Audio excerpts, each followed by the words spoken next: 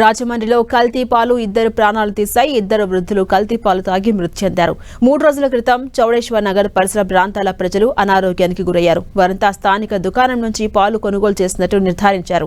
కల్తీ పాలు తాగడంతో కృష్ణవేణి, కనకరత్నం అనే ఇద్దరు వృద్ధులు చనిపోగా దాదాపు 12 మంది అనారోగ్యానికి గురయ్యారు. వారి కిడ్నీలు దెబ్బతిన్నట్టుగా తెలుస్తోంది. ఈ విషయం తెలుసుకున్న అధికారులు లాలా చెరువు, హెచ్బీ కాలనీ, చౌడేశ్వరి నగర్లో వైద్య శిబిరాలను ఏర్పాటు చేశారు.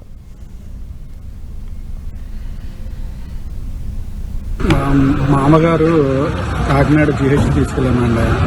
కాకినాడ జీహెచ్లో కొద్దిగా ఇబ్బంది అయితే ఏంటి ప్రాబ్లం అంటే కొద్దిగా డయాలసిస్ చేయాలి అని చెప్పారు. డయాలసిస్ గురించి ఇక్కడ రాజమండ్రిలో లేదు, కాకినాడ తీసుకెళ్ళానని రాజమండ్రిలో చెప్తారు. చెప్తే కాకినాడ జీహెచ్కి తీసుకెళ్ళాను. కాకినాడ జీహెచ్కి తీసుకెళ్తే డయాలసిస్ పడుతుందని నిన్న డయాలసిస్ చేశారు. ఇవాళ మార్నింగ్ ఎక్స్పైర్ అయ్యారు. అదే జరుగుతుంది. మార్నింగ్ ఎక్స్పైర్ అయిన తర్వాత ఇక్కడ నుంచి ఇక్కడికి కాకినాడ నుంచి రాజమండ్రి తీసుకొచ్చేసారు.